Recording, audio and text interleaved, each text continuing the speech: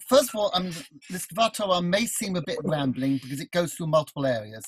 Part of my aim is to show that there is a complete breadth of sources within Judaism, and also how much there is for all of us to learn, me included. There were so many things that came out that I realized how much I didn't know.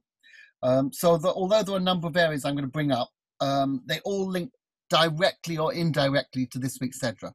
I'm dedicating an honour to my mum, who passed away on the 8th of May, 1998, which coincided with the 12th of Iyar. And also to her parents, my grandparents, who both died 40 years apart on the 6th of May. So 6th, 8th of May ain't a good time for us. The part of this week's Emor.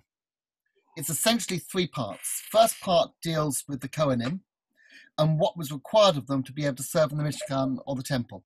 The second part covers Shabbat, Yom Kippur, and the Chagim, Rosh Hashanah, and the three foot festivals, Pesach, Shavuot, and Sukkot.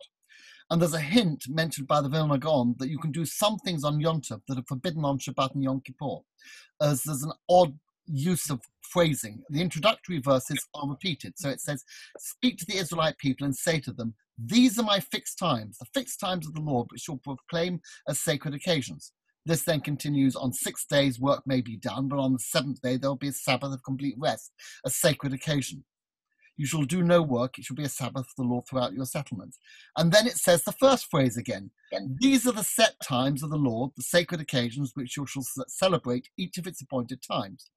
And there's an idea that those 6 days of work actually, in this case, refers to the first and last days of Pesach, Shavuot, which is 1 day, the first day of Sukkot, Shmini Atzeret, and Rosh Hashanah, which is viewed as one long day. And you can do some sort of activities on them that you can't do on Shabbat and Yom Kippur. Parshat Emor also brings in the Omer period, counting 50 days from Pesach to Shavuot. And the final part deals with blasphemy and issues relating to civil crimes linked to damages. So murder, the principle of eye for an eye, and the idea of compensation. And there's an interesting idea that we can learn, or one of the ways we learn that this is compensation is if you look at the actual words used. So it's the ayin tachet ayin. So an eye beneath an eye. And the letters ayin, yud, nun for eye, the letters are the letters immediately before or beneath pei, kaf, and samach, which is an anagram for kesef or money.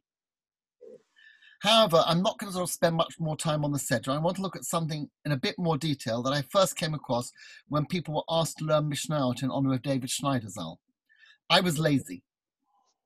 I chose a short one, which I didn't know, and I thought, okay, this looks interesting. I chose the Mishnah of Hagiga, not knowing anything about what it covers, and I found it fascinating.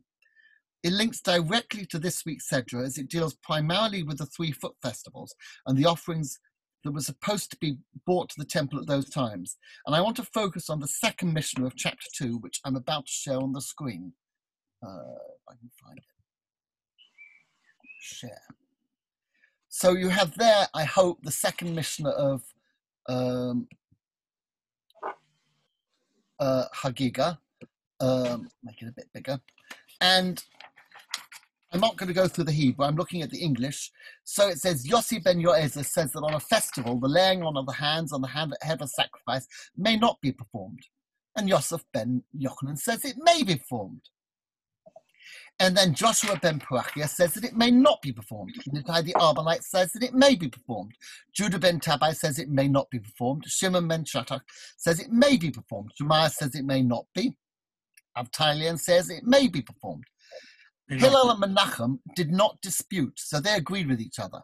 Menachem went out, Shammai entered. Shammai says that it may not be performed. Hillel says that it may be performed. Now these groups of sages were all active during the early temple times, during the temple times at the time of Hasmonean, and also all named in the first chapter of Pirkei Avot, Ethics of the Fathers, which we read on Shabbat Mincha, except for one. And my question is about this one. Everyone knows about Hillel and Shammai, but it wasn't always Hillel and Shammai. Originally, it was Hillel and Menachem, and it says Menachem went out. What does it mean when it says Menachem went out? It seems he was no longer part of the rabbinic community. He'd isolated himself from it. And all the Mishnah says is that he went out. In the Gemara, it says a bit more, but not much more. He exited and Shammai entered. Where did he go? Where did he exit? Abaya says he exited to an evil culture. And Rava says he exited to the service of the king. And it was also taught that Menachem exited the service of the king with 80 pairs of students wearing silk robes, and they all exited with him. So, an odd statement. Exiting the service of the king might be military service, might be something official. Rabbi Binyamin, and the king, by the way, was Herod.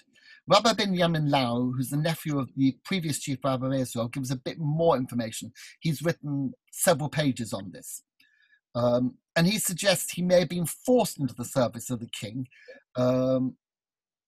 based on the Jerusalem Talmud, which is the next source. So again, it says a bit more, and they were a bit shamefaced. So some say he went against his will, shamefaced. The word, that's a sort of translation of the Hebrew, of the Aramaic. And they'd been told to write on the horns of an ox that they had no part in the God of Israel. They'd excluded themselves from the God of Israel.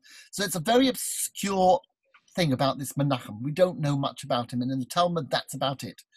Josephus, the first century historian, says that he was a leader of a group called the Essenes.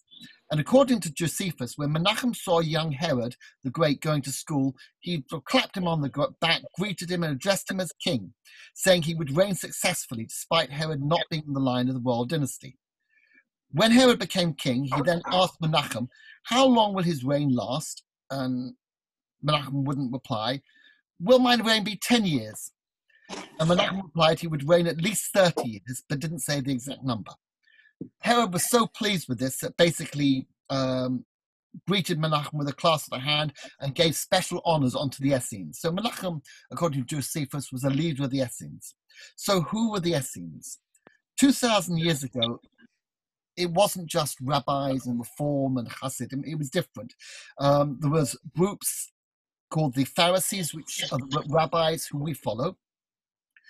And there was also the Sadducees, also with a few subgroups, one called the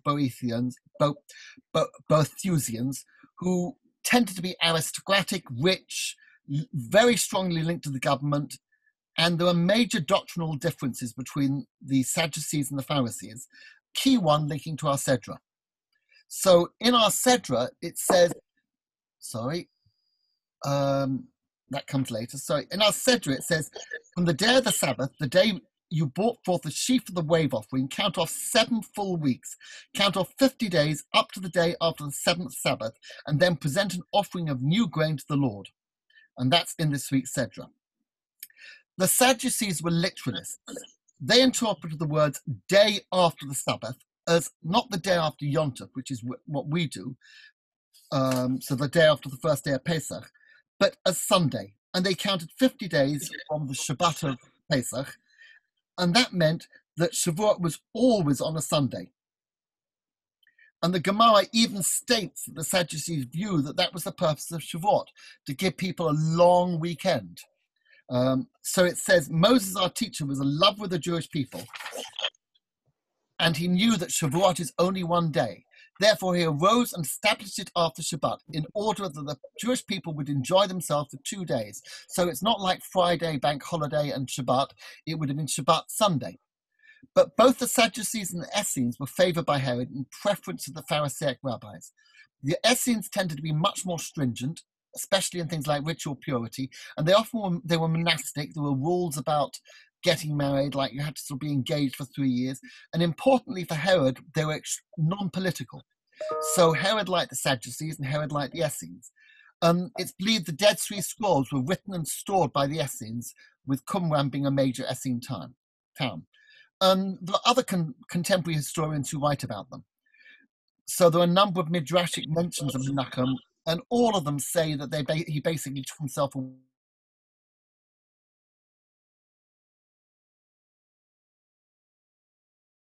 Traditional.